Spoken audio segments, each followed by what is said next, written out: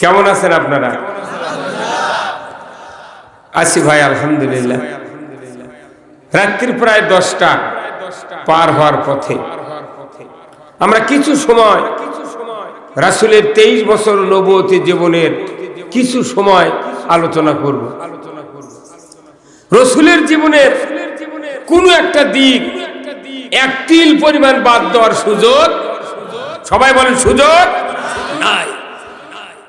আপনি জীবনে কি হবেন, আমি কি হতে চাই, কি হব, কি হয়েছি, সব কিছু শিখতে হবে রাসূলের জীবন থেকে। সুবহানাল্লাহ। আমাদের জীবনের উদ্দেশ্য, লক্ষ্য, ভবিষ্যৎ, বর্তমান সব রাসূলের আদর্শ ভিত্তিক হতে হবে। আমি হব বাবা, রাসূলের কাছ থেকে শিখতে হবে। আমি হব নানা, রাসূলের কাছ থেকে শিখতে হবে। আমি হব স্বামী, রাসূলের কাছ থেকে শিখতে হবে। আমি ইমাম, রাসূলের কাছ থেকে শিখব। আমি মসজিদের মুতাল্লি, রাসূলের কাছ থেকে শিক্ষা নেব। আমি হব চেয়ারম্যান, রাসূলের কাছ থেকে শিখতে হবে। আমি মেয়র, আমি মেম্বার, আমি মন্ত্রী, আমি এমপি, আমি সরকার, আমি ব্যবসায়ী, আমি যোদ্ধা, সেনাপতি, সেনাবাহিনী, আমি জীবনের কি হতে চাই সব কিছু শিখতে হবে রাসূলের কাছ থেকে। হ্যাঁ, জোরে বলুন ঠিক কিনা? আপনার মত মতো জীবন তৈরি করবেন, এই জীবন ব্যথা। আরেকটু জোরে বলেন, ব্যথা। ওই যে আজ থেকে প্রায় 60 বছর আগে আমরা যখন প্রাইমারিতে পড়েছি, একটা শিক্ষিত লোক মাঝির নৌকা চড়ে যাচ্ছে, দরিয়ার ভেতরে অবস্থান করছে। হঠাৎ করে পশ্চিম গগনে কালো মেঘ, অন্ধকার। হঠাৎ করে ওই শিক্ষিত লোক গল্প শুরু করছেন ওই মাঝির সাথে, মাঝি ভাই, তুমি কি জানো এই সূর্য কোথায় ওঠে আর কোথায় ডোবে? উনি বললেন, স্যার আমি মূর্খ মানুষ, আমরা খালি সূর্য দেখি, এই দিকে ওঠে এই দিকে ডোবে, কোথায় ডোবে কোথায় ওঠে আমি তো জানি না। শিক্ষিত লোকটি বলল, তুমি কি জানো পৃথিবীর আহ্নিক গতি, বার্ষিক গতি কিভাবে নিয়ন্ত্রণ হয়? কয়, স্যার আমার লেখা নেই, পড়া নেই, আহ্নিক গতি কি, বার্ষিক গতি কি, আমি কি বুঝবো, কিচ্ছুই জানি না স্যার। তখন ওই অফিসার, ওই শিক্ষিত লোক বললেন, তাহলে তো তোমার জীবনের সিকির থেকে 8 আনা 2 আনা দেখিচ্ছে, তোমার জীবনের 12 আনাই ব্যথা, তোমার এই দুনিয়া আসাই ব্যথা। কিন্তু এই গল্প করতে করতে পশ্চিম গগনে আকাশ আরো অন্ধকারচ্ছন্ন, প্রবল বেগে ঝড় উঠে আসতেছে। তখন মাঝিকে বলতেছে, মাঝি মশাই, মাছ দরিয়ায় নৌকা যেভাবে ঝড়ের প্রবল বাতাস বচ্ছে, আমাদের তো আর নিস্তার নাই।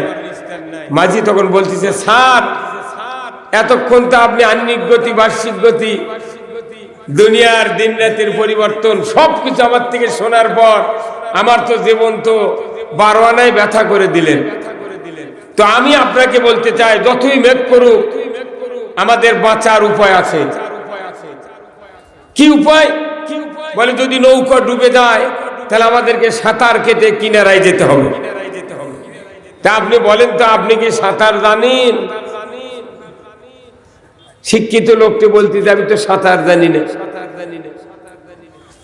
তখন বলতেছে, আমার তো জীবনে 12 আনায় আপনি ব্যথা করে দিয়েছেন, আমি মূর্খ মানুষ ফতুয়া দিচ্ছি আপনার জীবন 16 আনাই ব্যথা। হ্যাঁ, কথা বল। আমরা যারা পৃথিবীতে এসেছি, যতই লেখাপড়া শিখি, যতই বাড়ির গার্জিয়ান হয়, অফিসার হয়, যত কিছু হই না কেন, আমরা যদি রাসূলের কাছ থেকে যদি না শিখি, আমাদের জীবন 16 আনাই ব্যথা। আল্লাহ তাআলা কোরআনে বলছেন, লাকাদ কানা লাকুম ফি রাসূলিল্লাহি উসওয়াতুন হাসানা লিমান কানা ইয়ারজুল্লাহ ওয়াল ইয়াউমিল আখির।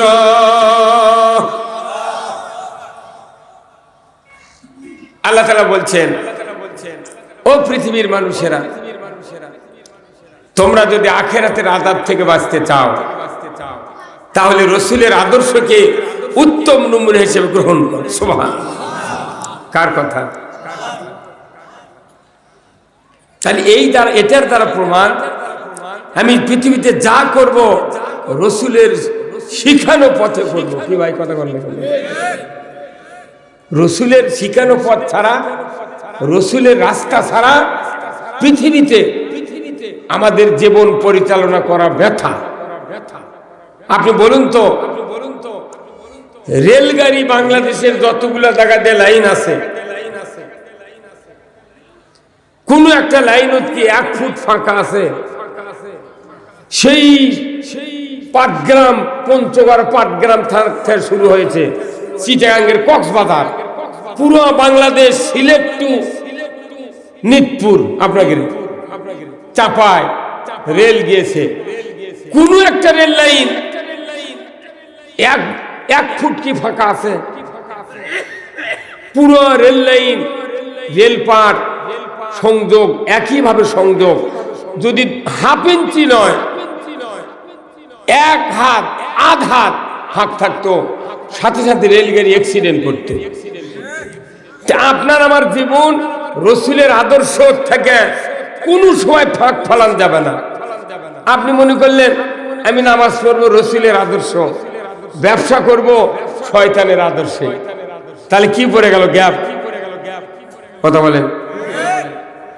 আমি জিকির করব, আমার স্ত্রী বেপরদায় রাখবো, তাহলে গ্যাপ পড়ে গেল। এমনি ভাবে রেলের লাইন যেরকম কোনো গ্যাপ পড়া যাবে না, মুমিনের জীবন জান্নাতে যদি ঢুকাতে চায় কোন সময় রাসূলের আদর্শ থেকে ফাঁক করা যাবে না। কি করবেন আপনি, এটা আপনার সিদ্ধান্ত। আপনি মনে করবেন আমার অর্থনীতি, রাজনীতি, আমার চেয়ারম্যানি, আমার এমপিগিরি, আমার বক্তাগিরি, আমার ইমামতির গিরি, আপনি বিরাট ব্যবসায়ী, সব ইচ্ছা মতো করবেন, আর হজের সময় যা আল্লাহর হুকুম মতো, নবীর তরিকা মতো হজ করবেন, তাহলে সামান্য হজ দিয়ে আপনার এই জীবনটা জান্নাতে ঢোকান খুব অসম্ভব হয়ে দাঁড়াবে। এই জন্যে আমাকে কোরআন অনুযায়ী জীবন গড়তে চাইলে আগে রাসূলের আদর্শ বুঝতে হবে। রাসূলের আদর্শ ছাড়া মুক্তি পাওয়া সম্ভব নয়। তাহলে রাসূলের আদর্শ কি কি? এই যে আমরা মেসওয়াক করি, এটা কার আদর্শ? সবাই বলেন কার আদর্শ? রাসূলের আদর্শ। মেসওয়াক, এই যে রমজান মাস আসলে মানুষ মেসওয়াকের উপর খুব জোর দেয়, খুব জোর দেয়। রমজানের সময় মানুষ বুট কিনে, খুরমা কিনে, পেঁয়াজি খায়, বেগুনি খায়, বুন্দা খায়, রুয়াবজা খায়, খায় না? স্টাইল বদলে ফেলে দেয়। তা রমজানের উদ্দেশ্যে বুট খালাম, অথচ বুট কোনো ঘোড়ার খাদ্য। কিসের খাদ্য? তো এই রোজার ভিতরে আমরা বুট কেন খাই? এই বুটের ভেতরে, ছোলার ভেতরে এত শক্তি যে 1.5 কেজি বুট যদি একটা ঘোড়া খিলান হয়, ওই দুপুর বেলা টমটম টানবে, প্রত্যেকটা প্যাসেঞ্জারকে গন্তব্যস্থান নিয়ে যাবে। তাহলে বুটের এত শক্তি। এই বুট যদি আমরা সারা বছর খাইতাম, ঔষধ খাওয়া লাগতো না, আমাদের কোমরে ব্যথা হতো না, মাথা ঝিম ধরে বসে থাকা লাগতো না। অথচ আমরা সিজনাল বুট খাই, তাও ভাজি করে, একবারে বুটের ভিটামিন শেষ। আমরা মনে করি রোজার ভেতর বুট না খেলে মানুষ লোকে খারাপ বলবে, খুরমা না কিনলে বলবে এই লোকটা এত অভাবী, খুরমা কিনে না। কেউ আবার নামাজ পড়ে না সারা বছর, কিন্তু আজওয়া খুরমা দিয়ে ইফতার করতেছে। কেউ সারা জীবন সুদ বাদ দেয়নি, ওই মরিয়ম খুরমা কিনেছে। মনে করছে যত দামি খাদ্য দিয়ে ইফতার করবো তত আমার রোজা কমপ্লিট হবে।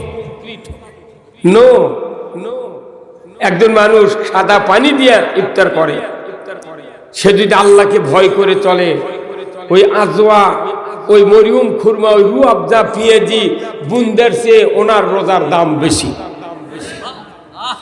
দাম বেশি। আল্লাহ তাআলা রাসূল বলছেন,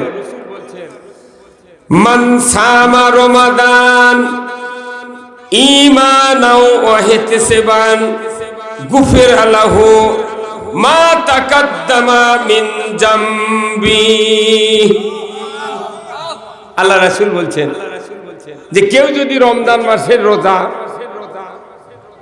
রাখে ঈমান, হিসাব এবং সওয়াবের নিয়তে, কন্ডিশন কি? ঈমান, 2 নাম্বার হিসাব এবং সওয়াব, এই 3টা নিয়তে যদি কেউ রোজা রাখে, আমার আল্লাহ বলছে, আমার রাসূল বলছেন যে তার জীবনের অতীতে যত গুনাহ ছিল আল্লাহ মাফ করে দেয়। আপনি আমি এই জীবনের প্রথম রোজা করলাম, রোজা করার পর আমি পুরো জীবন এইভাবে চললাম, আল্লাহ আমার জীবনের গুনাহ মাফ করে দিলেন। কিন্তু বাংলাদেশের যেগুলো রোজা অন্য স্টাইলের রোজা, সারা বছর নামাজ পড়ে না, সারা বছর অন্যায় বাদ দেয় না, কিন্তু রমজানের মধ্যে এসে তুই মার দিয়ে মেসাক করে ওই পীর সাহেব সাথে, আর রোজা শেষ, আর দাড়ি টুপি মেসাক সব শেষ।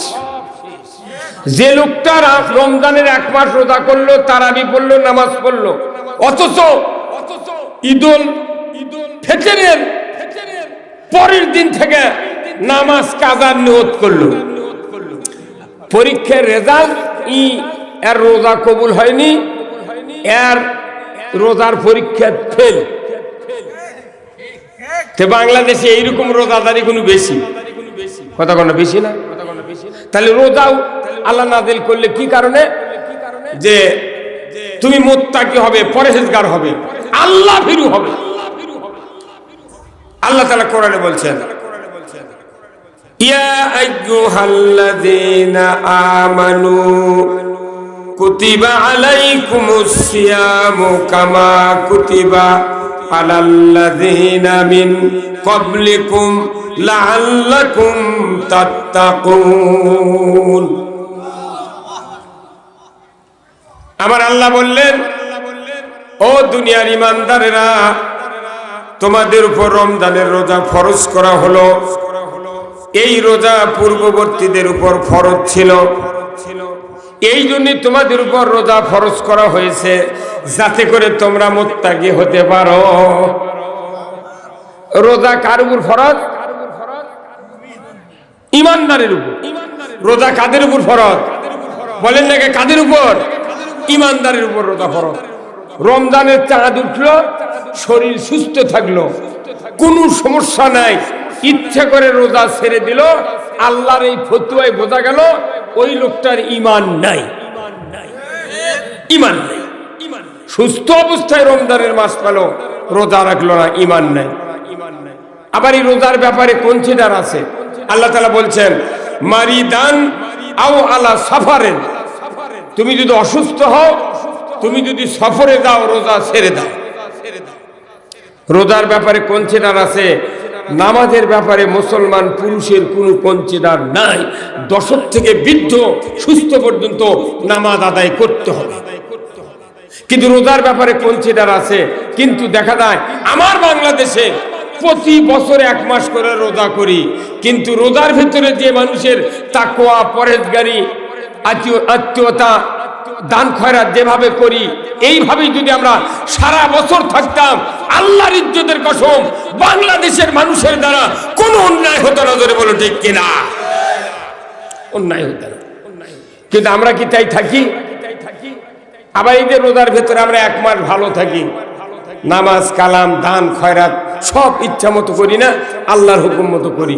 1 মাস ভালো যখন আমরা থাকি, রাসূল বলছেন যারা রমজান মাসে দুনিয়ার উপরে ভালো হবে, চরিত্রবান হবে, নামাজি হবে, রোজাদার হবে, আল্লাহ রাসূল বলছেন ওই 1 মাস তোমাদের কারণে মাটির নিচে যারা ঈমান নিয়ে কবরে শুয়ে আছেন, তাদের 1 মাস কবরের আযাব মওকুফ করা হয়। আল্লাহু আকবার। তাহলে আমরা উপরের মানুষ ভালো, 1 মাস নিচের মানুষ কি ভালো। আমরা যখন খারাপ, নিচের মানুষেরা কথা কয়। এই জন্য আপনাকে একটা অফার দিয়েছে আল্লাহ রসুলের মারফতে, তুমি ভালো, তোমার বাপ মাও কবরে ভালো, তুমি খারাপ, তোমার বাপ মায়ের অবস্থাও খারাপ। তাহলে আপনি কি চান আমার কারণে ওই আমার পিতা মাতা দাদা দাদিয়ারা কষ্ট পাক কবরে? চান কেউ? হাত তোলেন তো, কে চান কষ্ট হোক? কে চান কষ্ট হোক? হাত তোলেন তো দেখি। সবাই জান্নাত দিবে চান, কিন্তু মসজিদে আজান হলে নামাজ পড়েন না কেন? কথা বলে, আমার কথা কি বুঝতে পারতেছেন? তাহলে আমি ভালো, আমার পূর্বপুরুষ যারা কবরে গেছে তারা ভালো, আমি খারাপ, তাদের অবস্থাও খারাপ। তাহলে আমাদের তাড়াতাড়ি ভালো হতে হবে। আর আমি যখন মরবো আমার সন্তানগুলিকে ভালো বানিয়ে ধুয়ে মরবো। আপনারা জানেন যারা প্রাইমারি চাকরি করে, এই বাবা যখন রিটায়ার্ড হয় তার যদি সন্তান থাকে 25% অগ্রাধিকার তাদের, যে তোমার সন্তান থাকলে তোমার রিটায়ার্ডের পর তোমার সন্তানকে চাকরি দেওয়া হবে। তাহলে আপনি যদি প্রাইমারি মাস্টার হন আপনার ছেলের অগ্রাধিকার 25%। আপনি যখন ঈমান নিয়ে মারা যাবেন আপনার ছেলের দোয়া 25% আল্লাহর দরবারে এমনি কবুল হয়ে যায়। আর যদি সে যদি চরিত্রবান নামাজি হয় তাহলে 100% দোয়া কবুল হয়ে যায়। তাহলে আপনার সব কাজ বাদ দিয়ে নিজের সন্তানকে ঈমানদার বানাতে হবে। কে? আপনি দুনিয়ার সব জানেন, সব করেন, কিন্তু সন্তান ভালো বানানোর বুদ্ধি কারু থেকে নেন না। সন্তান কি করতেছে, কি হচ্ছে, রসুলের আদর্শ ভিত্তিক জীবন যাপন করে কি করে না এটা দেখেন না। এই জন্য আমি অনুরোধ করতেছি, মুত্তাকি হতে গেলে একটা ইবাদত, সেটা হলো রমজানের রোজা। কিভাবে মুত্তাকি হলেন আমরা হলাম আমরা? কারণ হলো আল্লাহর নবী বলেছেন, পৃথিবীর মানুষেরা রমজান মাসে দিনের বেলা সুবহি সাদিক থেকে সূর্যাস্ত পর্যন্ত পানাহার, স্ত্রী সহবাস, এরপরে আপনাদেরকে খাদ্য খাওয়া, এইগুলির থেকে তোমাদেরকে বিরত থাকতে হবে। আল্লাহর ইজ্জতের কসম, রমজান মাসে দুনিয়ার কোন রোজাদারকে যদি 500 টাকা দেওয়া হয় দুপুর বেলা এক সন্ধ্যা ভাত খাবে না। কার ভয়ে? অথচ ভাত আমাদের জন্য হালাল, পানি হালাল, স্ত্রী হালাল, কিন্তু ব্যারিকেড দিয়েছেন কে? আল্লাহ বলেছেন শবে সাদেক থেকে সূর্যাস্ত পর্যন্ত এই 3টি জিনিস করার থেকে বিরত থাকতে হবে। হালালকে হারাম করে দিলেন কে? হালালকে হারাম করে দিয়া আল্লাহকে ভয় করার ট্রেনিং দেওয়াচ্ছেন রমজান মাসে। প্রত্যেকটা দেশে ইমানদার যারা যেখানে বাস করি প্রতি বছর 1 মাস এই ট্রেনিং দেওয়ানো হচ্ছে হালালকে হারাম করে দিয়া। বান্দা, তোমাকে হালালকে হারাম করে দিয়া 1 মাস তোমাকে ট্রেনিং দেওয়া নাম, তুমি মুত্তাকি হতে হবে এইভাবে।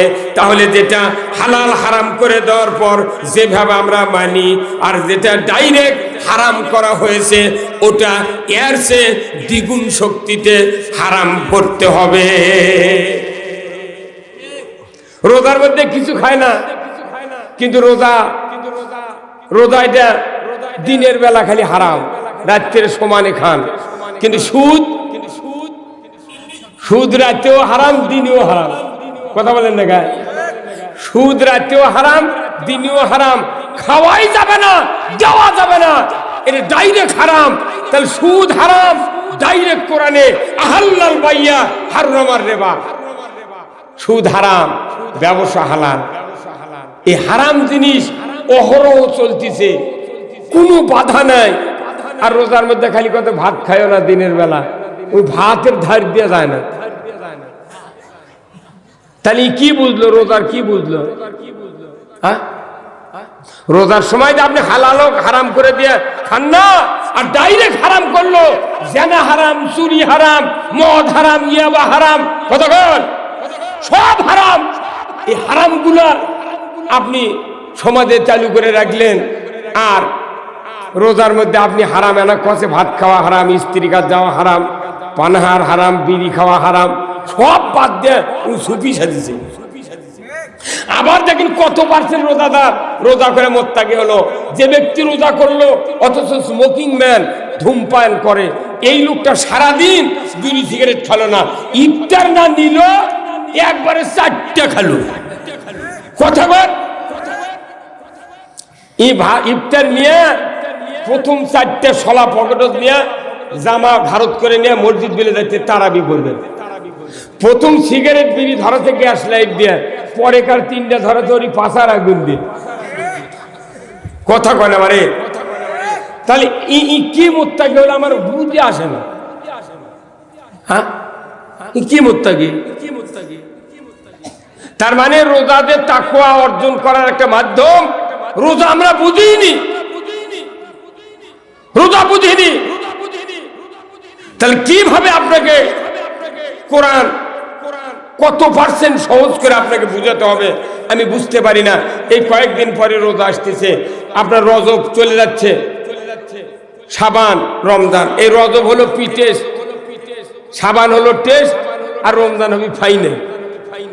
কথা কন, আপনাকে দেখি রমজানের মাস ওঠে না স্যার? সারা বাংলাদেশে ওঠে তো। তাহলে আমি যে কথাগুলো বললাম এই কথাগুলো কি সমাজে আছে না নাই? তাহলে এইভাবে কতদিন রোজা করবেন? প্রতি বছর 1 মাস করে রোজা করছেন, অন্যদিকে হারামগুলো মানতেই আছেন। আমিও বাঁচবো না, আপনিও বাঁচবেন। অতএব একবার রোজা করলে আল্লাহ রসুলের সাহাবীরা আর দ্বিতীয়বার রোজা করেন নাই। প্রথমবারই বদরের যুদ্ধ করেছেন, বদরের প্রান্তরে 1000 কাফেরের বিরুদ্ধে 313 জন তরবারি নিয়ে দাঁড়িয়েছেন। হে আল্লাহ, আমাদের জীবন থাকা পর্যন্ত এই মদিনার ভূখণ্ডে একটা আল্লাহ বিরোধী কার্যকলাপ হতে দেওয়া যাবে না। এরই নাম হলো তাকওয়া, এরই নাম হলো মুত্তাকি। কিন্তু আমরা কি করছি? রোজা তো করি, আবার নিজেদের কন্যা স্ত্রী দিয়া মার্কেট করাচ্ছি রোজার ঈদের। যারা মার্কেটে পাঠিয়ে দিলেন বউ বিটি, এরা আবার যে কয় নাম্বার মুত্তাকি আল্লাহ ভালো জানে। হ্যাঁ হ্যাঁ, ইস ইস, কি করতেছেন, আমরা কি করতেছি?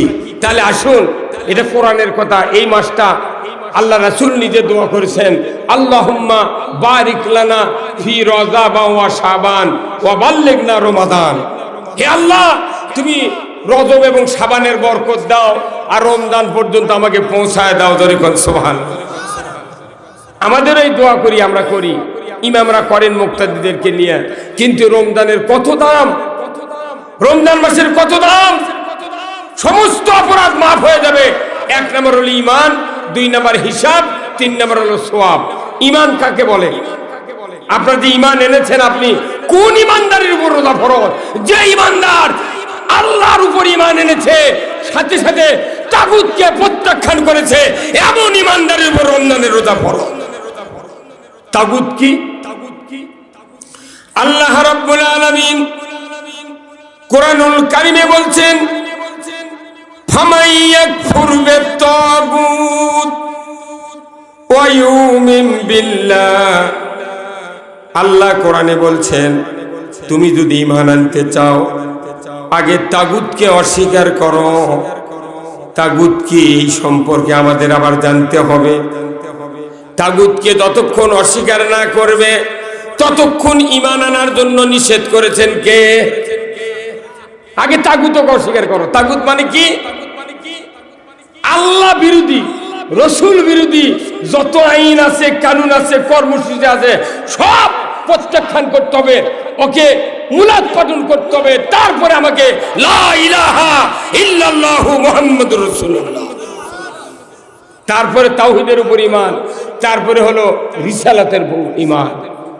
আমরা বাংলাদেশ নয়, সারা বিশ্বে যত ঈমানদার আছি, তাগুত পকেটত নিছি, ব্রেনত নিছি, কাজত নিছি, চিন্তাত নিছি, ইচ্ছাত নিছি, নিয়ে ফুর্তি করে দৌড়াচ্ছি আর আল্লাহর হুকুম মানতেছি। কথা ঠিক কিনা? তাগুত কি জানেন? ওই ফেরাউনের আইন তাগুত, নমরুদের আইন তাগুত, হামানের আইন তাগুত। এই যে তাগুতের চিন্তা নিয়ে ইউক্রেন আর রাশিয়া যুদ্ধ হচ্ছে, 100 কিলো দূরে গিয়ে স্কাট ক্ষেপণাস্ত্র মারতেছে, বিল্ডিং ভূপাতিত হচ্ছে, মানুষ হাজার হাজার মারা যাচ্ছে। যদি তাগুতের এই শক্তি যদি ইমানদাররা প্রত্যাখ্যান করত, আমার বিশ্বে একটা মানুষ মানুষকে আঘাত করে হত্যা করতে পারত না। ধরে বল ঠিক কিনা? মানুষ হয়ে মানুষ যত খুন করেছে, মেরেছে, বাঘ, সিংহ, হিংস্র জন্তু, এত মানুষ পৃথিবীতে মারে না। কি মানুষ হোক সে অন্য জাতি, কত হামলা হচ্ছে। যারা যে ইন্টারনেটে দেখতেছেন কি কি কি অবস্থা, কি অবস্থা হচ্ছে। আজকে সারা বিশ্বে ৩য় বিশ্বযুদ্ধ হওয়ার সম্ভাবনা। আমরা ঘুম পাড়তেছি। আমরা বাংলাদেশের ছোট্ট রাষ্ট্র, কি করব? আমরা যা কোরআন শুনতেছি, এই যে কোরআন, যে আমল, এই আমল দিয়ে আমাদের পৃথিবীতে শান্তি হবে না। এই শান্তি কখন হবে? যখন আমি তাগুতকে অস্বীকার করে আল্লাহর আইন মানার চেষ্টা করব। ধরে বল ঠিক কিনা? লা ইলাহা ইল্লাল্লাহ। নাই কোনো হুকুমকর্তা, নাই কোনো বিধানদাতা, নাই কোনো আইনদাতা, নাই কোনো রিজিক দাতা, নাই কোনো স্ত্রী দাতা, নাই কোনো সম্পদ দাতা, কোনো কিছু দাতা কেউ নয়, একজন, তিনি হলেন কে? আল্লাহ। সারা বাংলাদেশে আপনাকে তো নিয়ামতপুর থানা, আমের গাছ নাই ভাই আপনাদের এখানে? প্রত্যেকটা আমের গাছে 2-1টা গাছ ছাড়া প্রায় গাছে আমের মুকুল গাছ আছে। কি বিধান মানে আল্লাহ? হ্যাঁ, কি বিধান মানে? একসাথে সব গাছের মুকুল বাড়াছে। ওই আম গাছ খেদমত করে আমার আপনার। এমন এলাকা আছে বাংলাদেশে ধান হয় না, আমের উপর তাদের জীবন চলে। হাজার হাজার টন আম বেচতেছেন। এই আম দিচ্ছে কে? কেন দিচ্ছেন? বান্দা, তুমি আমার এই জমিন থেকে তুমি ইনকাম করবে আর আমার গোলামি করবে। কিন্তু আমরা আল্লাহর নিয়ামত খাই, গোলামি করি আরেকজনের। হ্যাঁ, তাহলে যদি আপনার গোলামি আরেকজনের হয় আর নিয়ামত যদি আল্লাহর হয়, তাহলে আপনার যেদিন বিয়ে করে আনিছেন আপনার স্ত্রী, বাসর রাত্রিতে যদি আপনার স্ত্রী কোনো যুবকের সাথে গভীর রাত্রিতে আপনার নাকে হাত দিয়েছে, যে দেখি তো চেতন আছে নাকি, নাকে হাত দিয়ে চোখ দিয়ে দেখে না, দেখতে পাচ্ছে না, ঘুম, বিভোর ঘুম, তখন আপনার স্ত্রী যে মোবাইলে কথা বলে অন্য যুবকের সাথে বাসর রাত্রি, পরের দিন আর ওনাকে রাখবেন কতক্ষণ? কি এই মাত্র তো কবুল করে আমি সংসার করতে চাচ্ছি, তুমি রাত্রে কার সাথে কথা বলো? আমি তো এমনি চোখ মুদে শুনতেছি, দেখি তুমি কি করো। আমার ভাইরা, আপনার আমার স্ত্রী যদি অন্য কোন পরপুরুষের সাথে রাত্রিতে মোবাইল করে কথা বলে, আমি যেরকম রাগ করে আমার স্ত্রীকে বাড়ি থেকে বের করে দেই, আমার আল্লাহ বলেছেন, বান্দা, তামাম পৃথিবীতে যতগুলি নিয়ামত আছে আমি শুধু তোমাদের জন্য সৃষ্টি করেছি, এই নিয়ামতগুলি তোমরা খাবে আর আমার আনুগত্য করবে। যদি তোমরা আনুগত্য করতে পারো, আমি রব্বুল আলামিন তোমাদের তামাম নিয়ামতকে বাড়ায় দেব, তোমাদের জীবনের গুনাহ মাফ করে দেব। আল্লাহ নিজে বলছেন। আর যদি আমরা আল্লাহর নিয়ামত খাই, অন্য কারোর সাথে যদি তেলবাজি করি, তাদের জন্য আল্লাহ আবার কোরআন শরীফে 144 ধারা জারি করে দিয়েছে। সূরা আর-রহমান, আমার আল্লাহ বলছেন, ইয়া মাশারাল জিন্নি ওয়াল ইনস ইন ইসতাতা'তুম আন তানফুযু মিন আকতারিস সামাওয়াতি ওয়াল আরদ ফানফুযু লা তানফুযুনা ইল্লা বিসুলতান। আমার আল্লাহ বলেছেন, পৃথিবীর মানুষেরা এবং জিনেরা যদি আমার কথার আনুগত্য না করো, আমার বস্তুতা স্বীকার না করো, আমার কথাগুলি যদি না মানো, আমি আল্লাহ বলে দিচ্ছি, আমার রাজ্য থেকে বেরিয়ে যাও, বেরিয়ে যাও। মানুষের দায়িত্ব আল্লাহ দিয়েছেন আল্লাহর আনুগত্য করার জন্য। যদি আমি আনুগত্য না করি, আল্লাহ নিজে বলছেন, তুমি বাড়াও, আমার রাজ্য থেকে বাড়াও। বাড়ান যাবে ভাই? আমি বগুড়ার থেকে নিয়ামতপুর এসেছি, তাও দেখি এখানেও আকাশ, এখানেও জমিন, আরো আরো 100 কিলো গেলেও বাংলার বর্ডার পার হওয়া যাবে। তারপরে ভারত থেকে আবার পাকিস্তান থেকে আবার সৌদি, এইভাবে যাতেই থাকবো। পৃথিবীর সূর্য যতদূর উঠে আর ডোবে, আসমান যতদূর বিস্তৃত, আমার আল্লাহ বলেছেন লা ফানফুযু, আমার রাজ্য থেকে বেরিয়ে যাওয়ার শক্তি কারো না। অতএব এখানে থাকতে হবে। প্যাকেট করে রেখেছে আল্লাহ আমাদেরকে, প্যাকেট। যেরকম 2 কেজি চমচমের প্যাকেট নেয়, কার্টুনের দেয় না ভাই মিষ্টি, এক মিষ্টি 1 কেজি তোলে, আর একটা ঢাকনি দিয়ে ওটা ঢাকে, রবার দিয়ে আবার এই কানির থেকে এই কানি টানা, ওই কানির থেকে এই কানি টানা। আপনার নেটে তুলে দিলে আপনি নিয়ে চলে যাচ্ছেন।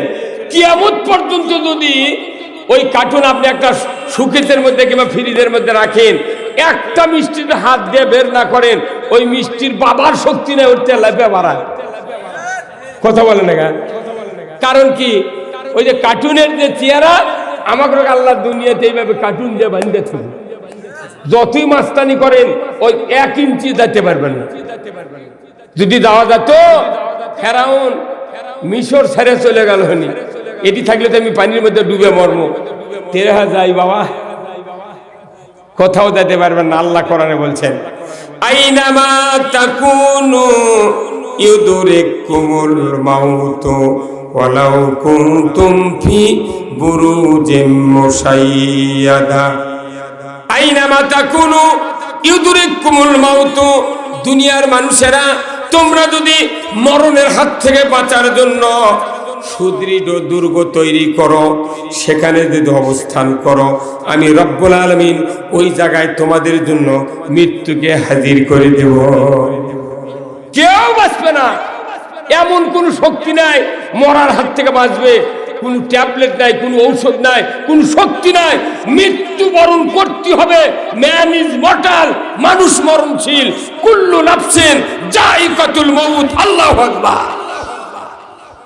আমাদের দাফাদাফি যতই করি, মৃত্যু থেকে বাঁচার উপায় নাই। মরবো না এ কথা বলা যাবে না। তবে আল্লাহকে বলছো, আল্লাহ তুমি কখন মরতে বলতেছ তখন মরবো। সুবহানাল্লাহ। আল্লাহ একটা মরার রুটিন দিয়েছেন, কখন মরবেন, আমি কখন মারা যাব, এর একটা টাইম, একটা সিস্টেম আল্লাহ চালু করে দিয়েছেন। কখন মরবো আমি, তারিখ নাই, সন নাই। কিন্তু মৃত্যুর জন্য প্রস্তুতি হওয়ার জন্য যে চরিত্র, যে ঈমান, যে আমল, যে আখলাক দরকার, সেই কথা কোরআনে আল্লাহ বলেছেন। আল্লাহু আকবার। আমার ভাইরা, আল্লাহ রাব্বুল আলামিন বলেছেন ইয়া আইয়ুহাল্লাযীনা আমানুত্তাকুল্লাহ হাক্কা তুকাতিহি ওয়া লা তামুতুন্না ইল্লা ওয়া আনতুম মুসলিমুন। আমার আল্লাহ বলেছেন পৃথিবীর ঈমানদারেরা আল্লাহকে ভয় করো। কাকে? কার কথা? আল্লাহ নিজে বলছেন ঈমানদারকে তোমরা আল্লাহকে ভয় করো। হাক্কা তুকাতিহি, পরিপূর্ণরূপে ভয় করতে হবে। ওয়ালা তামুতুন্না, খবরদার প্রাণ দিও না, মৃত্যুবরণ করো না যতক্ষণ না তোমরা মুসলমান না হতে পারবা। আমাদের মরণের একটা শর্ত আল্লাহ দিয়েছেন, তুমি মরবে কখন? যখন তুমি মুসলমান হতে পারবে। মুসলমান হতে পারলে তুমি মরো, তাছাড়া মরো না। এমন মার হবি দুনিয়ার কেউ সাউন্ড পাবে না। তাহলে মুসলমান হতে গেলে কি কি করা লাগবে? কোন মুক্তাদি ইমামকে বলল না, কোন মৌলবীকে আমরা বললাম না, কোন বক্তাকে বললাম না, কারোর কাছে পরামর্শ নিলাম না। ধরে বলুন ঠিক কিনা? বাংলাদেশে নামাজ না পড়ে মুসলমান, খালি খাতনা করা না লাগতো, বাংলাদেশে মুসলমান খুঁজে পাওয়া গেল। কি খাতনার জন্য মুসলমানের টিকে আছে আমাদের? নামাজ নাই, কালাম নাই, কিচ্ছু নেই। তবে লিখছে মোহাম্মদ আব্দুর রহিম। কি মরুদু! হ্যাঁ, আবার কেউ কেউ বলিষ্ঠ কোনটি বলে নামাজ পড়তে না পারি, তোমার থেকে ভালো আছে তো তুই ভালো বাবা লে, তোর ঈমান ভালো, তুই ভালো, সব ভালো। কিন্তু আমার রাসূল বলছেন মান তারাকা সালাহ ফালাইসা মিন্নি, যে ব্যক্তি নামাজ তরক করলো সে আমার উম্মত নয়। গ্রামে গ্রামে মসজিদগুলোর ভাব দেখলে, চেহারা দেখলে মনে হচ্ছে কি রে, কোটি কোটি টাকা মসজিদ বানা, মুসল্লিগুলা মোতাল্লিগুলা মানে মন খালি ঝরঝরে দেখবা একটা ঘর বানাছে। মসজিদগুলোর স্টাইল যে মসজিদে নেয়, লোকেরা বলে তোমরা কি গরিব মানুষ, একটা চাকচিক্য করতে পারো না। কিন্তু মসজিদগুলো বাংলাদেশের চাকচিক্যপূর্ণ, আর মুসল্লিগুলো হয়ে গেলে ইমান শূন্য। আওয়াজটা জোরে হয় নাকি আপনাকে? না, আপনারা কি কথা বোঝেন না? বেদার হন কেন? মসজিদগুলো হলো চাকচিক্যপূর্ণ, আর মুসল্লি হলো ইমান শূন্য। শূন্য মানে কি? জিরো। জিরো মানে নাই। মসজিদে যাই মোতাল্লি রেগুলার 5 ওয়াক্ত জুম্মার নামাজ পড়ে না। কথা বল না, বহু আছে, হাজার হাজার জুম্মার মোতাল্লি আছে নামাজ পড়ে না, মুখোশধারী নেই। অথচ টাকা পয়সা আছে দেখে দাদা জমি দিয়েছে মসজিদে, সেদিন মসজিদ কমিটির সভাপতি বা বিরাট নেতা। তোর যদি বাটাম না ফাটাই কি করছি? আল্লাহ তোমার বংশমর্যাদা দেখবে না, তোমার অর্থ দেখবে না, তোমার দাপট দেখবে না, তুমি কতখানি ইমানদার হয়েছো এটা আমি দেখতে চাই। কে মসজিদ দেখবে? কোরআনকে বলতে হবে, কোরআন বলে দেবে কোন কোন লোক মসজিদের দেখাশোনা করবে। আজকে কোরআন অনুযায়ী আমাদের বাস্তব জীবন না থাকার কারণে আমরা পদে পদে মার খাচ্ছি, ধরে বল ঠিক কিনা? আমার ভাইরা, আল্লাহ রাব্বুল আলামিন কোরআনুল কারীমে বলছেন, ইন্নামা ইয়া'মুরু মাসাজিদাল্লাহ মান আমানা বিল্লাহ ওয়াল ইয়াউমিল আখির ওয়া কামাস সালাতা ওয়া আতাজ যাকাতা ওয়া লাম ইয়াখশা ইল্লাল্লাহ। আবার আল্লাহ বলেছেন, পৃথিবীর মানুষেরা, তোমরা যদি মসজিদগুলির খাদিমদারি করতে চাও, তোমরা যদি মসজিদের দেখাশোনা করতে চাও, তাহলে তোমরা 5টি গুণ অর্জন করো। দরিকন কয়টি? যাদের 5টি গুণ থাকবে তারা মসজিদের রক্ষণাবেক্ষণকারী হতে পারবা। 1 নাম্বার হলো মান আমানা বিল্লাহ। ওই যে রোজার হাদিসের মধ্যে আল্লাহর নবী বললেন 3টা গুণ, তার 1 নাম্বার হলো ঈমান। মসজিদের খেদমত করতে গেলে ঈমান, আল্লাহকে ভয় করতে গেলে ঈমান, কথা কন না গা? নামাজ আদায় করতে গেলে ঈমান, প্রত্যেকটা জায়গায় ঈমান থাকতে হবে। তাহলে ঈমান সকল জায়গায় ঈমান এক হতে হবে। আমার আল্লাহ বললেন মান আমানা বিল্লাহ, যার আল্লাহর উপর ঈমান আছে ওই ব্যক্তি মসজিদের খাদেমগারি করতে পারবে। তাহলে ঈমান শব্দের অর্থ কি? ঈমান কতটুকু হতে হবে? কোন ঈমান দ্বারা এই কাজ করতে হবে? কোরআনকে জিজ্ঞাসা করতে হবে। কোরআন বলছে অরিজিনাল একমাত্র ঈমান কার? সেই ঈমানদার ব্যক্তির কথা কোরআনুল কারীমে আল্লাহ তাআলা বলেছেন, আল্লাযীনা আমানু ইউকাতিলুনা ফি সাবিলিল্লাহ ওয়াল্লাযীনা কাফারু ইউকাতিলুনা ফি সাবিলিত তাগুত। যারা ঈমানদার তারা সংগ্রাম করবে আল্লাহর পথে। জোরে করে আল্লাহু আকবার। ঈমানদার যারা সংগ্রাম করবে আল্লাহর পথে, কি জন্য সংগ্রাম করতে হবে? ঈমানদারের কাজ হবে কোরআনকে বিজয় করার কাজ করা, কোরআন বিজয়ের আন্দোলন করা। যারা ঈমানদার তারা সংগ্রাম করবে আল্লাহর পথে, আল্লাহর বিধান কায়েমের জন্য। আর যারা অবিশ্বাসী সংগ্রাম করবে তারা তাগুতের পথে। জোরে বলুন ঠিক কিনা? তাহলে ঈমানদার কয় প্রকার? একটা বিশ্বাসী ঈমানদার আর একটা অবিশ্বাসী ঈমানদার। দাড়ি টুপি জুব্বা নামাজ কালাম সব আছে, কিন্তু অন্তর দিয়ে কোরআন বিশ্বাস করে না, কোরআন বিজয়ের চেষ্টা করে না। তুই বল ঠিক কিনা?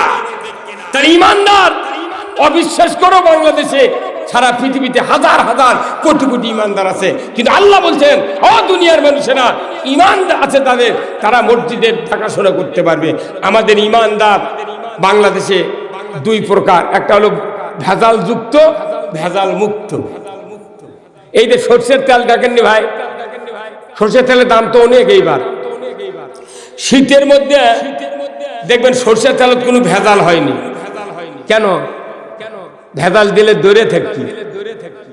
সর্ষের তেলের মধ্যে যদি কেউ ভেজাল দিয়ে থাকে পাম অয়েল, তাহলে কি হবে? ওই সারা রাতের ঠান্ডায় সকালবেলা আপনার স্ত্রী চুলার পাড়ে যদি ভাত গরম করার জন্য তেলের শিশি নিয়ে যায়, সব কিছু মাখিয়ে দিয়ে যদি বোতল কালারিং হয়, বোতল পুরো উপর করলে 1 ফুটো তেল বাড়াবে না। তখন ইঙ্গে করে দেখেছেন আপনার স্ত্রী দেখে দেখে তেল কেমন তরল নাই, জমে গেছে। তখন আপনাকে বলিছে, নইমের বাপ এই তেল পড়তিছে না, ব্যাপার কি দেখেন তো। আপনি এসে দেখেন বোতলের ঠাসি দিয়ে তেল একবার শক্ত হয়ে গেছে। তখন আপনি চিন্তা করছেন তাহলে কার দোষ এটা? তখন উনি চলে গেছে, ওই যে ধান বেচে যে তেল কিনেছে ব্যাপারীর কাছে চলে গেছে। যা ব্যাপারী করছে, ভাই আপনার কাছে ধান দিয়েছিলাম সেদিন, এই টাকা নিছি, আপনি কি টাকা দিয়েছেন? ওই টাকা দিয়ে তেল কিনে তেল আমার জমে গেছে। আচ্ছা কন্ত ওই ব্যাপারী যদি বেন থাকে, ওই 5 কেজির পাথর দিয়ে ওই তেল আলার মারি ফাটে ফেলে দিবি। খেলে বদমাস, তোকে দিছি টাকা, তোর সর্ষের তেল জমিছে, তুই আমার কাছে বলিস কে? কোথায় যা বলা লাগবে? তেল আলার কাছে যাও, ওই তেল আলাগ না দা ধান আলাগ ধরছে। আমাদের দেশের অবস্থা হয়ে গেছে তাই, সমাজের যে অন্যায় হয় খালি হুজুরক ধরে। কথা বলে মানে কত বলে গা, মানে ওই থেকে শিখিছে যে তেল জমে গেছে, তাহলে ধান এই ব্যাপারীরই টাকার দোষ। আসল টাকা যাচ্ছে না, কারণ ওরই টাকা নিয়ে ওই ভোট করছে, ওই তেল আলার টাকা নিয়ে ভোট করছে, সেই দিন ওর কাছে যাচ্ছে না, যাচ্ছে ওই ওই ধান আলার কাছে। ওটিতে নরম কারণ ছুতে রে বল, দেশে অন্যায় হচ্ছে, চুরি হচ্ছে, দেনা হচ্ছে, সব হচ্ছে, বক্তৃতা হচ্ছে, ধরবু কাক না তো হুজুর। কত কনে বাড়ি কত কনা, হ্যাঁ? আর তেল জমালো কে আর ধরে কাক? আমাদের অবস্থা হয়ে গেছে তাই।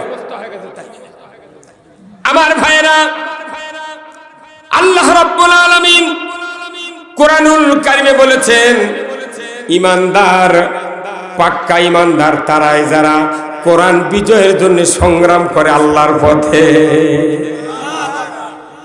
1 নম্বর সংগ্রামকারীর জীবন, আল্লাহর দিন বিজয় করার জীবন। যদি কান মারহাবা। আজ থেকে 1500 বছর আগে আল্লাহকে ভয় করে কি চরিত্র অর্জন করেছিলেন, আল্লাহর পথে সংগ্রাম করার কত জরুরি, কত তাগিদ আপনার শুনলেই বুঝতে পারবেন। আজ থেকে 1500 বছর আগে বদরের যুদ্ধের পর উহুদের যুদ্ধের দামামা হইতে গেল। উহুদের যুদ্ধের সেনাবাহিনী আল্লাহর রাসূল তৈরি করতে থাকলেন। 1000 সাহাবী তৈরি করলেন, যুদ্ধের ময়দানে যাবেন। উহুদের প্রান্তরে আল্লাহর নবীর সামনে সাহাবীরা হাজির হয়ে গেলেন। হঠাৎ করে একজন যুবক সাহাবী, বিবাহ করে নাই, রাসূলের সাহাবীর নাম ছিল হযরতে হানজালা রাদিয়াল্লাহু তাআলা আনহু। যুবক মানুষ, 22-23 বছর বয়স, রাসূলের সামনে হাজির হয়ে সালাম দিলেন, ইয়া রাসূলুল্লাহ, ইয়া হাবিবাল্লাহ, আমি উহুদের ময়দানের যুদ্ধে অংশগ্রহণ করতে চাই। আল্লাহর নবী বললেন, হযরত হানজালা, তোমার তো বয়স হয়ে গেছে, বিবাহ করবে, তোমাকে যুদ্ধের ময়দানে যেতে হবে না, তুমি বিবাহ করো, তোমাকে আমি উহুদের ময়দান থেকে অব্যাহতি দিয়ে দিলাম। হযরতে হানজালা রাদিয়াল্লাহু তাআলা আনহু রাসূলের বক্তব্য অনুযায়ী বিবাহের জন্য প্রস্তুতি গ্রহণ করলেন। উনি বিবাহ করলেন। আল্লাহর নবী উহুদের ময়দানে সাহাবীদেরকে নিয়ে চলে গেলেন। যুদ্ধ শুরু হয়ে গিয়েছে। ইন দি মিন টাইমে হযরতে হানজালা রাদিয়াল্লাহু তাআলা আনহু বিবাহ করে বাসর ঘর উদযাপন করছেন। আল্লাহর নবীর সাহাবী ভোর রাতে ফরজ গোসল দেওয়ার জন্য হাম্মামখানায় হাজির হয়েছেন। হঠাৎ করে মদিনার অলিতে গলিতে ঢান্ডারা দেওয়া হচ্ছে, কি আসরে মুসলমান ঘরে বাইরে উহুদের ময়দানে কুতেলা মুহাম্মদ সাল্লাল্লাহু আলাইহি সাল্লাম, উনি শাহাদতের পথে, দিন পরাজিতর পথে, কি আসরে মদিনার ঘরে বাইরে তরবারি নিয়ে উহুদের ময়দানে যাইবে দিন বিজয় করার জন্য। এইভাবে যখন আহ্বান জানাচ্ছে, এমন সময় হযরতে হানজালা রাদিয়াল্লাহু তাআলা আনহু তার স্ত্রীকে নিয়ে হাম্মামখানায় প্রবেশ করেছেন। কানে শব্দ এসে গেল, আমাকে যুদ্ধের ময়দানে যেতে হবে। প্রাণের স্ত্রী, মুহূর্তকাল দেরি করো না, আমাকে যুদ্ধের পোশাক দাও আর তরবারি দাও, আমি জিহাদের ময়দানে যাব, যুদ্ধ করব। আমি গোসল করব না, আমি জিহাদের ময়দানে যেতে চাই, তাড়াতাড়ি করে কাপড় দাও, যুদ্ধের আর তরবারি দাও, আমি দেরি করব না। জোরে কন্যা সুবহানাল্লাহ। আমাদের স্ত্রী হলে খেজুরের গাছের সাথে বান্ধে তুলে, কাল বিয়ে করতে তুই মরবে দেবো, কি কথা কন না, বান্ধে থুবি, একবার বান্ধে থুবি, খবরদার যাবো না। কাল আমার বাবা পালসার হুন্ডা দিয়েছে 1.5 লাখ টাকা দিয়ে, ফাইজলে মারবো করছে। হ্যাঁ বান্ধে বান্ধে ভাই করে ডাকবে, কি আমার ভাইরা, আল্লাহ নবীর সাহাবী এই বক্তব্য যখন দিলেন, স্ত্রী বললেন, ওগো প্রাণের স্বামী, আমি যুদ্ধের পোশাক দেব, তরবারি দেব, আপনি গোসল করেন, তারপরে আপনি চলে যান। আল্লাহর নবীর সাহাবী বললেন, প্রাণের স্ত্রী, গোসল করতে গিয়া যদি উহুদের ময়দানে আমার নবীজি শহীদ হয়ে যায়, আমার নবীর দিনটা যদি পরাজিত হয়ে যায়, এই মদিনার মাটিতে সুদ চলবে, ঘুষ চলবে, জানা চলবে, ব্যভিচার চলবে, দুর্নীতি চলবে, মহিলার বল খেলা চলবে, সব চলবে। আমার স্ত্রী, খবরদার খবরদার, এইগুলি চলবে, আমার গোসলে কোনো লাভ হবে না, আমি গোসল করব না, আমি গোসল করব না। তরবারি দাও, যুদ্ধের পোশাক দাও, আমি উহুদের ময়দানে রাসূলের কাতারে দাঁড়িয়ে যাব। আল্লাহর নবীর সাহাবী, তার স্ত্রী তাকে তরবারি দিলেন, যুদ্ধের পোশাক পরিয়ে দিলেন, বীর বিক্রম ভরে নবীদের সাথে উহুদের ময়দানে যোগদান করার জন্য দীপ্ত কণ্ঠে চলে যাচ্ছেন তরবারি নিয়ে। রাসূলের সাথে সাক্ষাৎ করার সময় হলো না, তরবারি নিয়ে উহুদের ময়দানে ঝাঁপিয়ে পড়লেন হযরতে হানজালা। যুদ্ধ করছেন, যুদ্ধ করতে করতে এক পর্যায়ে শাহাদাত বরণ করলেন। মদিনায় খবর চলে গেল, ও মদিনায় হানজালার স্ত্রী, তোমার স্বামী শাহাদাত বরণ করেছে। এই খবর পাওয়া মাত্রই হযরত হানজালার স্ত্রী দৌড়ে চলে গেলেন উহুদের ময়দানে। নবীজির সামনে হাজির হয়ে বললেন, ইয়া রাসূলুল্লাহ, ইয়া হাবিবাল্লাহ, আমার স্বামী হানজালা, নিজের হাতে আমি তাকে যুদ্ধের পোশাক পরিয়ে দিয়েছি, তরবারি দিয়েছি, কিন্তু তার ফরজ গোসল বন্ধ ছিল, ফরজ গোসল করে নাই। ইয়া রাসূলুল্লাহ, আমার ওই স্বামীকে শহীদ হওয়ার কারণে আমি শুনতে পেরেছি, জানতে পেরেছি, শহীদদেরকে আপনি গোসল না করা, রক্তাক্ত অবস্থায় মাতফুন করেন। ও আল্লাহর নবী, আমার স্বামীর উপর গোসল ফরজ ছিল, আমাকে দিয়ে দেন, আমি সহজে গোসল করাইয়া দেব।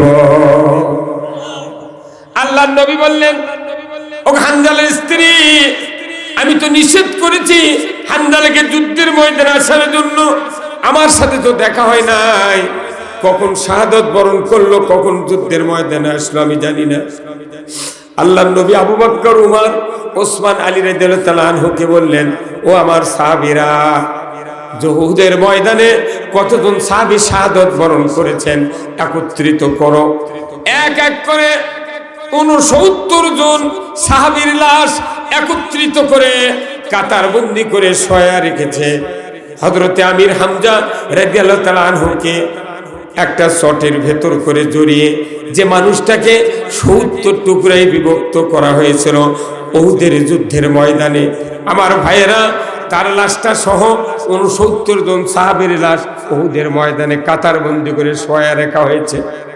আল্লাহর নবী দেখছেন, অবজার্ভ করছেন, একের পর এক দেখছেন, একজন দুইজন করতে করতে 69 জন সাহাবীর লাশ নিজের চোখে দেখলেন, কিন্তু হানজালার লাশ খুঁজে পাইলেন না। আল্লাহর নবী বললেন, হানজালার স্ত্রী, কই তোমার স্বামী শাহাদাত বরণ করেছে, আমার চোখে পড়ে না। কোথায় আসলো, কখন শাহাদত বরণ করলো আমি জানি না। আল্লাহর নবীর সাহাবীর স্ত্রী বারবার রসুলকে বার্গেনিং করছেন, ইয়া রাসূলুল্লাহ আমি তরবারি দিয়েছি, যুদ্ধের পোশাক পরিয়ে দিয়েছি, ইয়া রাসূলুল্লাহ আমি শুনতে পেরেছি আমার স্বামী শাহাদত বরণ করেছে। আল্লাহর নবী একবার শহীদদের দিকে তাকান, আর একবার আকাশের দিকে নজর করেন। আল্লাহ বুঝতে পারলেন আমার নবী আমার তরফ থেকে খবর চায়।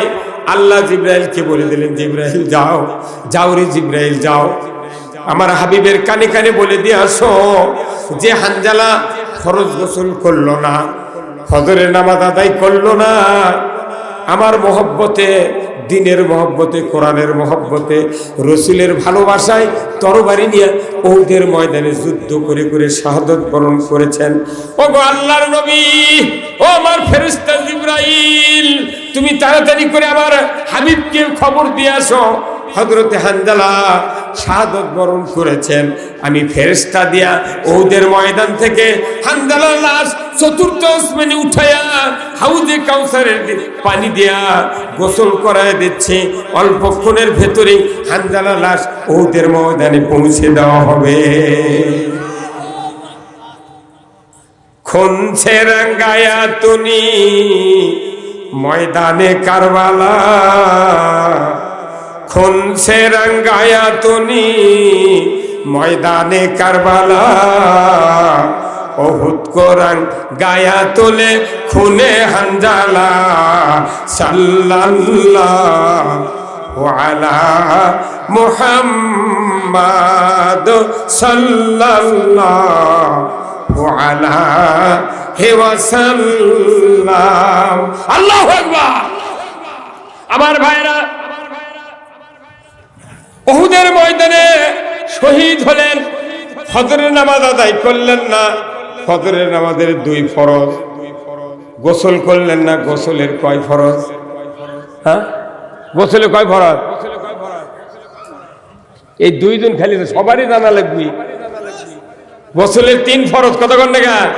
কিন্তু দাদি কাছে আপনার বাবা এনে লাঠি বউ দেখবো রে, এনে বেটা লাঠি বিয়ে দিই, কিন্তু তোমার লাঠিতে ডুব দেওয়ার মশলা জানে না, সেটা কতদিন শিখাবে? হ্যাঁ, এখনো গোসলে মশলা ধরলে কেউ কয় 7টা ফরজ, তুমি আরো 4টা বানাছো। হ্যাঁ, তাহলে 3 ফরজ গোসলের, ফজরের নামাজের 2 ফরজ, সব মিলে কত? 5 ফরজ তরক করে ইসলাম বিজয়ধ্বনি যুদ্ধ করে শহীদ হয়ে গেছে। তাহলে বোঝা যাচ্ছে নামাজের চেয়ে বড় ফরজ, গোসলের চেয়ে বড় ফরজ আল্লাহর দ্বীন সমাজের বিজয় করার কাজ। জোরে বলো আল্লাহু আকবার। আমরা কোন মুসলমান? মুসলিম আমি, সৈনিক আমি চির রণবীর, আল্লাহকে ছাড়া কাউকে মানি না, নারায়ে তাকবীর। বীর মুসলমান ধরো আল কোরআন, ফিরায়া আনো সেই হারানো সম্মান। বীর মুসলমান নারায়ে তাকবীর, আল্লাহু আকবার, তোলো ধ্বনি ধরায়া রাখবার। বীর মুসলমান ধরো আল কোরআন, ফিরায়া আনো সেই হারানো সম্মান। বীর মুসলমান, আমরা বীরের জাত, সেই বীরের জাতগাত তাম পৃথিবীর ইন্দুর বিলে শিকের মতো তাদের দাম নাই, তারা আমাকে রোগ লাগতে কি মুরব্বী কাল্লা ধোকান কে মুখ দিয়ে কথা কর পারেন না, না মোতাল্লি শুনবি আপনার মানুষ মুখ দিয়ে কথা কয় না, কাল্লা ধোকায়। এত মানুষ বোবা হয়ে গেছে। এই যে কয়েক বছর আগে বাংলাদেশের বিটিভি দেখেননি আপনার, বিটিভির খবর, টেলিভিশনের একটা লোক দাঁড়িয়ে থেকে, হ্যাঁ দেখেননি আপনারা, দেখেন কথা কোন দেখেন আপনারা? হ্যাঁ, এটা মানে ওই বোবা লোককে শিখাচ্ছি। তার মানে তোমরা বাংলাদেশের মোট জবানারা লোক বোবা হয় না, আমরা তখন বোবা। পেটত ঘুতে মারলেও কয়া লাগবি বাবা তোর হাতত তো লাগেনি, বোবার বাটিতে আমরা। কিন্তু মুসলিম বাঘের যায়। আজকে আমাদের জায়গা কোথায়? তাম পৃথিবীতে মুসলমান শাসন করেছে, এমন এক সময় গেছে অর্ধেকটা পৃথিবীর রাজা ছিলেন, প্রেসিডেন্ট ছিলেন উমর ফারুক। আর আজকে আমরা একটা ওয়ার্ড চালাবার পারি না, একটা ইউনিয়ন চালাবার পারি না মুসলমান। হ্যাঁ, নামাজি লোক যখনই ভোটের দাঁড়ায় তখনই কয় ভাই তুই কি আবার খাবার আচ্ছ? হ্যাঁ, আজ থেকে 1500 বছর আগে রাসূল সাল্লাল্লাহু আলাইহি ওয়াসাল্লাম 10 জন সাহাবী টিকিট দিয়েছেন হাতে হাতে, যাও বেহেশতে তোমরা ঢুকে যাবে। জোরে কোন সুবহানাল্লাহ। জীবিত অবস্থায় বেহেশতে টিকিট পাওয়া মানে কি? হ্যাঁ, একবারে জান্নাতের টিকিট জীবিত অবস্থায়। আল্লাহু আকবার। টিকিট যার, জান্নাত তার। সুবহানাল্লাহ। একবার 10 জন সাহাবী টিকিট দিয়েছে, ওই টিকিটই এখন বাংলাদেশে ঘুরে যাচ্ছে। আচ্ছা বলতে যে টিকিট যার, চেয়ার তার। কত কয় না কেন? হ্যাঁ, তা আপনি মনে করবেন না যে আপনাকে এমনি এমনি ছেড়ে দেওয়া হবে কিয়ামতের ময়দানে। নাম আব্দুর রহমান, বাপ ছিল আব্দুল জলিল। বাবা তুই জান্নাতে যা। বহুত দেরি জান্নাতে যাওয়া। জান্নাতে যেতে গেলে রাসূলের মতো মহাপুরুষের দান শহীদ করা লাগছে উহুদের ময়দানে। ধরে বল ঠিক কিনা? আর আমাকে গাওয়াত আসল লাগছে না, গাওয়াত আসল লাগতেছে না, মনে করছি জান্নাতে যাব, বহুত দেরি।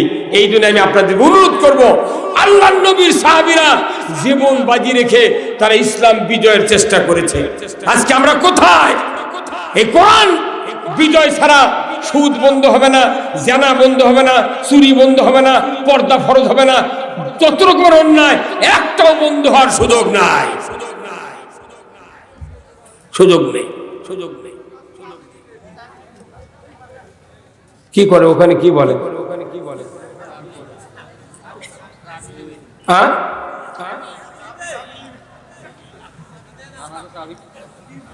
কি করতেছে? নামাজে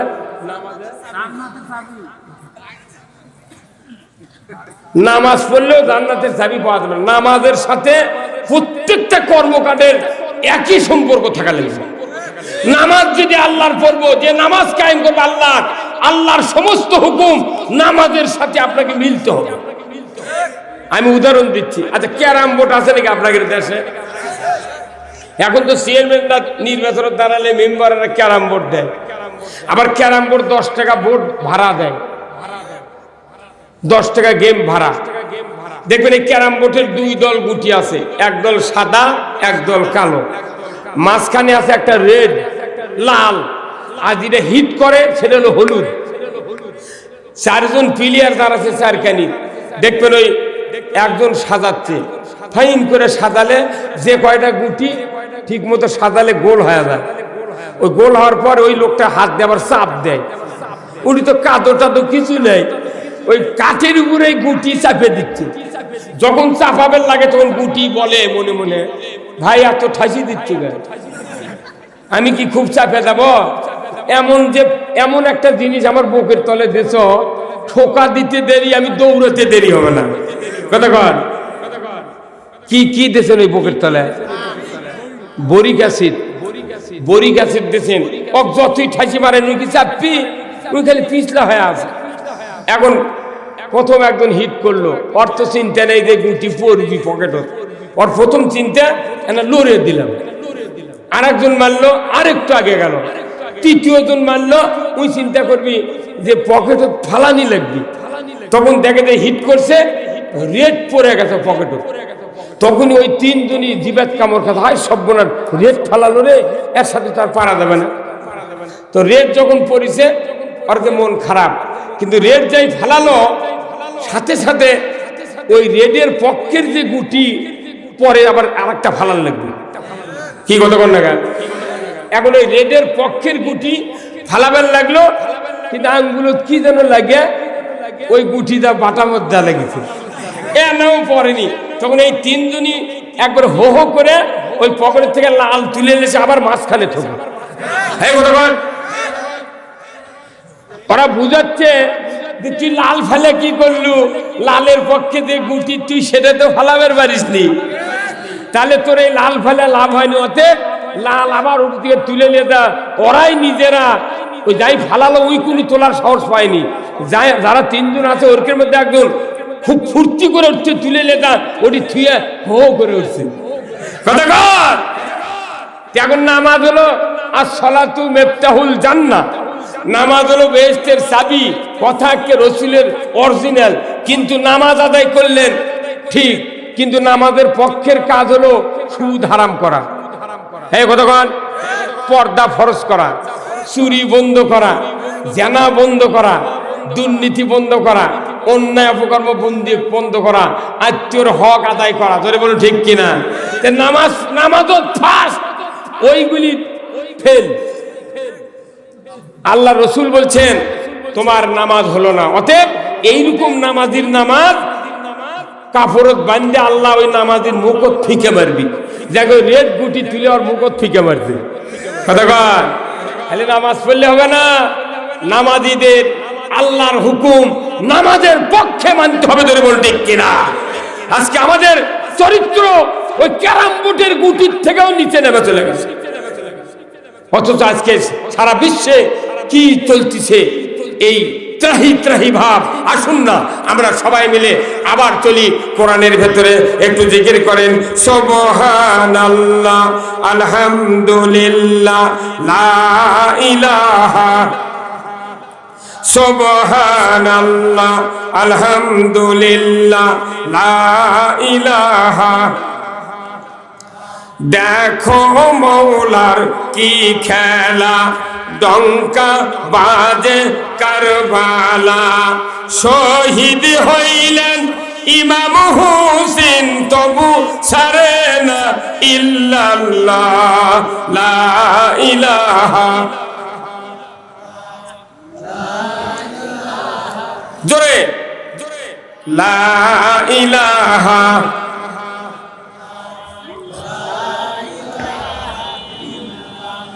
সময় থাকিতে বন্ধ ভেলা, কাজে লাগবে সন্ধ্যা বেলা, অগ্নি কুণ্ডে বাজাই ডঙ্কা, ইব্রাহিম খলিলুল্লাহ লা ইলাহা।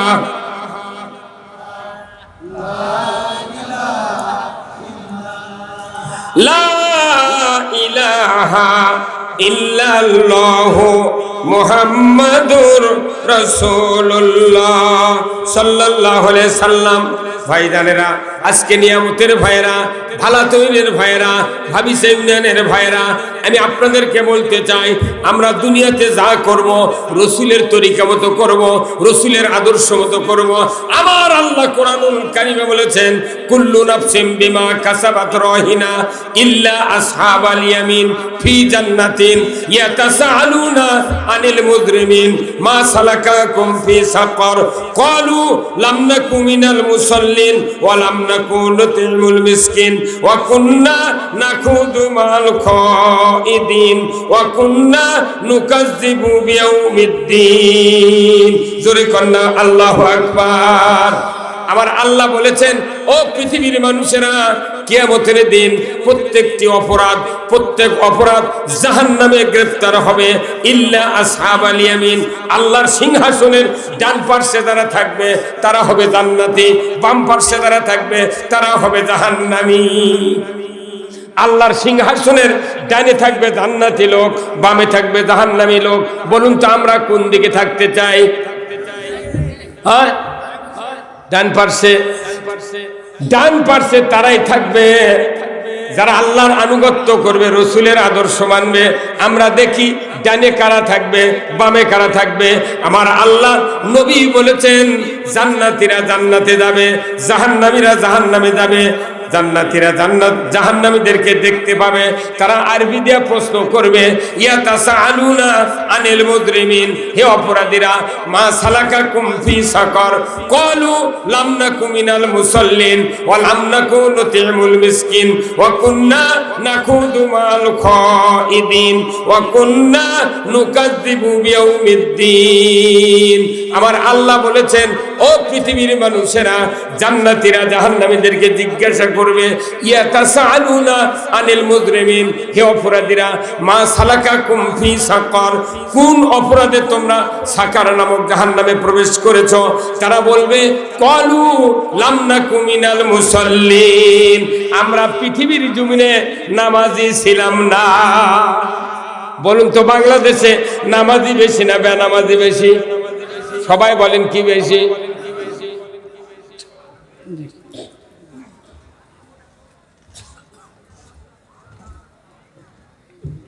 নামাজি তুলনায় বেনামাজি বেশি। তাহলে এত বক্তৃতা হলো বাংলাদেশে, এত মাদ্রাসা, এত মসজিদ, বেনামাজি কেন বাড়ল? নামাজ যেভাবে কায়েম হওয়ার দরকার সেইভাবে বাংলাদেশে নামাজ কায়েম হচ্ছে না। ধরে বলুন ঠিক কিনা? কোরআনুল কারীম বলছে, ও পৃথিবীর মানুষেরা, আল্লাযীনা ইম্মাক্কান্নাহুম ফিল আরদ আকামুস সালাতা ওয়া আতাউজ যাকাতা ওয়া আমারু বিল মারুফ ওয়া নাহাউ আনিল মুনকার ওয়া লিল্লাহি আকিবাতুল উমুর। ও দুনিয়ার মানুষেরা, তোমরা যদি মুসলমান হও, কোন দেশের যদি ক্ষমতায় যাও, প্রধানমন্ত্রী হও, রাষ্ট্রপতি হও, সরকার হও, প্রেসিডেন্ট হও, ক্ষমতায় যাও, আমি রব্বুল আলামিন বলে দিচ্ছি তোমাদেরকে 4টি কাজ করতে হবে। 1 নাম্বার নামাজের আইন, 2 নাম্বার যাকাতের আইন, 3 নাম্বার অন্যায়ের নিষেধ, 4 নাম্বার ন্যায়ের আদেশ। এই 4টি কাজ দুনিয়ার কোন প্রেসিডেন্ট যদি সমাজে করে, আমার আল্লাহ বলেছেন জমিনটা হবে জান্নাতের জমিন। বক্তার বক্তৃতা দিয়ে, ইসলামী দলের বক্তৃতা দিয়ে নামাজ কায়েম হবে না। নামাজ কায়েম হবে রাষ্ট্র আইনে। যদি বলেন ঠিক কিনা? সরকার যদি আইন করে নামাজ না আদায় করলে 70 টাকা জরিমানা 1 ওয়াক্তের জন্য, 1 ওয়াক্তের জন্য 2.5 ঘন্টা হাজত খাটবে। আব্বা আব্বা করে জুম্মা বেলে দেবে। আর এখন ইমামের বেটা বেনামাজি, মুয়াজ্জিনের বেটা ডবল বেনামাজি, মোতাল্লির বেটা রিডবল বেনামাজি, হাজির বেটা ও 2 জানে না। মুয়াজ্জিন আযান দিয়ে যে হাফসে যাচ্ছে, মসজিদের পাশে তার বাড়ি, তাই চাতন পায় না। তাহলে কি হলো? আর আইন করলে খালি যদি প্রধানমন্ত্রী বলে যে আজ থেকে বাংলাদেশের নামাজ কায়েম করা হলো, যে ব্যক্তি 1 ওয়াক্ত নামাজ কাজা করবে ফেতরা পরিমাণ 70 টাকা জরিমানা, তাহলে বেতের ধরে 6 ওয়াক্তের জরিমানা 420, 6 ওয়াক্তের হাজত হলো 15 ঘন্টা। তুমি যদি পারো 15 ঘন্টা হাজত কাটবে ডেলি, আর 420 টাকা জরিমানা দিবেন, তাহলে তুমি শুয়ে থাকো। আর যদি না পারো, বেনামাজির বাপ, বেনামাজির মা, বেনামাজির স্ত্রী বলবি ওঠো, উঠে যদি পারো তাহলে তুমি যাও, ওযু করে মুয়াজ্জিনকে ডাকিলে মসজিদ যাও। আর যদি জরিমানা আর জেল খেটের বার্তা শুয়ে থাকো, আমার আপত্তি নেই। একদিন ডাকলে মুয়াজ্জিনের আযানই লাগবে না, মুয়াজ্জিনকে ডাকিলে ওরা জুম্মাত যাবে। সরকার যদি বলে যে মুয়াজ্জিন ইমামকে দায়িত্ব দিলাম, আগামীকাল নিয়ামতপুর থানার ওসির কাছে 8টার মধ্যে তালিকা দিয়ে দেন, দৌড়ের ছোটে জুম্মাত যাবে। আর আমরা বক্তৃতা দিচ্ছি, কোনোই টেনশন নেই। বরং তো ইমাম যদি হক কথা কয়, ওই ইমাম তাড়ানোর ব্যবস্থা করেন। কথা কন, কোথায় মুসলমান? নামাজির নামাজ মিঠা, মুসল্লির মিঠা ওযু, বেনামাজির গান মিঠা, সুরের মিঠা কসু। আমার বাংলাদেশে নামাজ নাই, কিচ্ছু নেই, নামাজই নেই, কালেমা পড়ে বুঝি না, নামাজ নাই, যাকাত নাই। কি এক হজ ছিল, সে হজ বন্ধ কয় বছর হলো, হজ বন্ধ। যাকাত তো নাই, আবার রোজা করছে খালি 1 মাস, আর বাদ বাকি 11 মাস অপকর্ম দিয়ে 6 লাখ। লাগবে না ভাই, একজন কয় আমার একজন এটা করলে তোমার উঠে যায়। তাহলে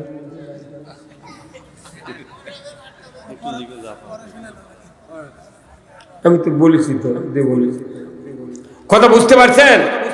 তাহলে জান্নাতীরা জান্নাতে যাবে, জাহান্নামীরা জাহান্নামে যাবে। বেলজিয়াম কাছের মতো প্রাচীর থাকবে, জান্নাতীরা দেখতে পাবে, তারা জিজ্ঞাসা করবে ইয়াতাসালুনা আনিল মুজরিমিন, কোন অপরাধে তোমরা এই জাহান্নামে ঢুকেছো বলো? তারা বলবে কলু লাম নাকু মিনাল মুসাল্লিন, আমরা দুনিয়াতে নামাজি ছিলাম না, মুসল্লি ছিলাম না। বলুন তো, যে বাড়িতে 3টা ছেলে 5টা ছেলে 4টা ছেলে বাবা বেঁচে আছে, ওই বাড়িতে শুধু বৃদ্ধ বাবা নামাজ পড়ে, 4 ছেলে 3 ছেলে 5 ছেলে নামাজের ধারে কাছে যায় না, শতকরা 85% বাড়ির কথা কি লাভ? তাহলে আপনি ওই সন্তানের জাহান্নাম থেকে বাঁচাতে পারলেন না।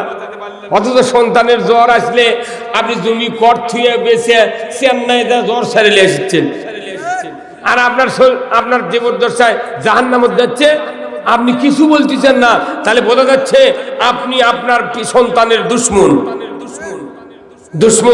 এই সন্তান জাহান্নামে যাবে, এই ছেলে, এই ভাই, এই স্বামী জাহান্নামে যাবে আপনার আমার কারণে। আমার আল্লাহ কোরআনে বলছেন আনজির আশিরাতাকাল আকরাবিন, তুমি আগে আপন আত্মীয়কে হেদায়েত করো। আল্লাহু আকবার। কোথায় মুসলমান? আপনার সরকারি আইন ছাড়া সুদ বন্ধ হবে না, সরকারি আইন ছাড়া নামাজ চালু হবে না, সরকারি আইন ছাড়া যাকাত চালু হবে না, সরকারি আইন ছাড়া কোনো জানা বন্ধ হবে না। তোর বল ঠিক কিনা? আজকে চুরিয়ে পুরা দেশ ছায়া গেছে। চুরি সরকারের দ্বারা যদি আমরা একটা আইন পাতাম, অসারিকু অসারিকাতু ফাক্তাউ আইদিহুমা, চোর আর চুন্নি ধরা পড়লে 5টা গ্যারান্টির পর হাত কেটে দাও। একটা চোরের হাত বাইতুল মুকাররমের উত্তর গেটে কেটে দিয়া এইরকম ভিডিও দিয়া ডিসেল লাইনে যদি দেখার হতো, গরু চুরি, হুন্ডা চুরি তো দূরের কথা, মসজিদের স্যান্ডেল চুরি হতো না। আর আমরা চুরির বক্তৃতা দিচ্ছি, আমাকে বলে হুজুর একটু চুরি যাতে না হয় বক্তৃতা দেন। তখন আমরা মাইকে 2টা মসজিদের খতিব হিসাবে মসজিদের মিম্বরে বলতেছি, চুরি করবেন না। যারা চুরি করে তারা বলে হুজুর সুযোগ পেলে আপনার বাড়িও ছাড়ব না। 5টা গ্যারান্টি, খাদ্য, বস্ত্র, চিকিৎসা, শিক্ষা, বাসস্থান, এই 5টা গ্যারান্টির পর কোন চোর চুন্নি যদি নৈতিক চরিত্রের কারণে চুরি করে, আল্লাহ বলেছেন হাত কাটার আইন কায়েম করো।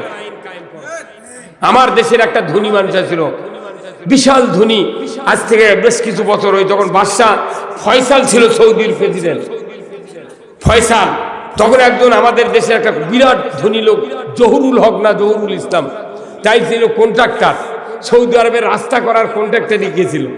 যায়া রাস্তা করতে করতে এই 1/2 ইঞ্চি রাস্তা কম করছে, তাই জন্য মাফিয়া ওই দেশে সরকার রায় দিয়েছে এর হাত কাটা লাগবে। ই কেন চুরি করলো? পাথর চুরি করছে, খোয়া চুরি করছে, 1 ইঞ্চির কোমরে চুরি করতে কন্ত, তাই জন্য হাত কাটো। শেষে জিয়াউর রহমান প্রেসিডেন্ট তদবির টাকাটা করে কথা, দেখেন হাত কাটলে আমার দেশের খুব একটা দুর্নাম হয়, হাত না কাটে একটা আঙ্গুলের মাথা কাটে দেন স্যার, তাও মাথা কেটে দিয়েছে। আর আমার দেশে ট্রাকে ট্রাকে রড সিমেন্ট চুরি করছে, তাহলে আবার গাও হাত দিয়ে দোয়া করছে, মোর ব্যথা আছে। কি বেড়াদার হচ্ছে? একটা চোরের যদি গেলে হাত কাটা তো বাইতুল মুকাররমের গেটে, বাংলাদেশে চুরি হতো না। অথচ আজ 50 বছর হলে বক্তৃতা দিচ্ছি চুরি করো না, চুরি করে না, চুরি আরো বেশি হচ্ছে। হ্যাঁ কথা বল। তাহলে বক্তৃতা করা ভালো না আইন করা ভালো? ভাই কোনটা সত্যি কথা বলতে, কি করা ভালো? আইন করলে 5 সেকেন্ডের মধ্যে চুরি বন্ধ হবে। এই যে নুসরাতের থেকে জেনা শুরু হতে বাংলাদেশে, জেনার ঢল, পেপার পত্রিকা খুললে খালি জেনা জেনা, যুবকেরা তো খালি পেপারের ওই পেজই পরে দি, কোনটি গেলে খিদে পাও, খালি জানা, মোবাইলে জানা, হাতে জানা, মুখে জানা, চোখে জানা, জানার জানা। এই জানা করবি মিস কল আর ফিস। আল্লাহ তাআলা কোরআনে বলছেন, যদি পুরুষের কোমর মহিলার সিনা পর্যন্ত গাড়িয়ে দিয়ে আদলা পিকে টিপ দিয়ে যদি একটা বিচার করা হতো, সঙ্গে সারেন হাড্ডি গুটি মাটির সাথে মিশে দাও, একটা বিচার করলে জানা করা তো দূরের কথা, বুড়া বুড়ি যুবক যুবতী জীবনে মিস কল দিতাম না। 5 সেকেন্ড লাগবে জানা বন্ধ হতে। সেই কামগুলো না করে জানা করো না, মনের হাত পা ধরে মাফ লওয়া লাগবে। কোন পাগলের বুদ্ধি কয় এই কোরআনে জানা বন্ধের আইন আছে, এই আইনটা ঢাকাত কায়েম হলে দেশ পানি। এই ভাই কথা বল না, যাই জানা করবি তারই শাস্তি হবে। আমি ভালো, আমি জানা করবে না, আমার কোনো শাস্তির চিন্তা নেই। চোরের হাত কাটবি, যাই চোর নয় তার কোনো চিন্তাই নেই, হাত কাটা লাগবে না, আইন হলে ওই ধার দিয়ে দেবে না।